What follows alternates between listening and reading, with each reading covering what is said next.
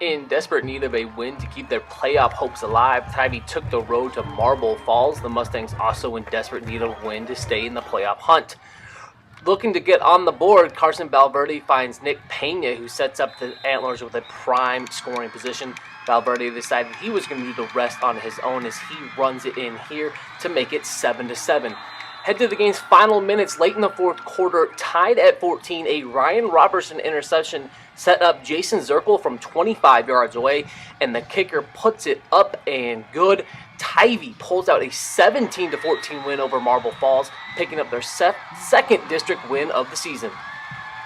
The defense just played lights out and gave us chance after chance, and we finally took advantage of one of the breaks we had and did what we had to do down the stretch. It wasn't very pretty, and we're not real excited about how the offense played, but I think it was a gutsy performance by a bunch of kids who their season really was hanging in the balance, and they hung in there and never gave up, and when we had to make a play down the stretch, we made some and made the field goal to win the game. Harper's undefeated record faces toughest test yet at Mason Friday night.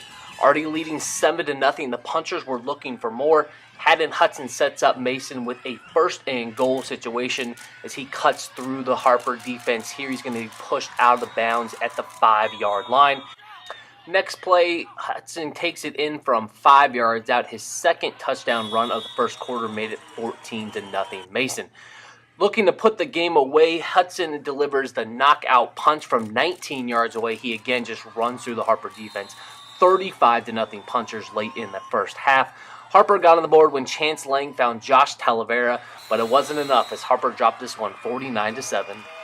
Harper now has a week off before they prep for their final home game of the season when they host Bracketville on October 28th. It was a rough night for area teams as Comfort, who had allowed 95 points all season, gave up 70 to Lexington. It is the second straight week and third time in a month the Eagles have reached 70 points. Aiden Sweetie and Bailey Allerkamp found the end zone for the Cats, who are at Florence next week. Ingram didn't find things any easier at Lago Vista. The Vikings got out to a big lead and never really looked back. Ian Crittenden carried the Warriors offense, accounting for 3 touchdowns. ITM is still very much alive in the postseason race as they host Cole next week. Let's end on a high note. Cade Kitchens and Aaron Walters bludgeoned the Bulldogs on the ground, rushing for 4 touchdowns in the 27-8 Pirates win in their district opener. The Pirates are on the road next week at Lakey, and a win would all but end the Center Point's long playoff drought.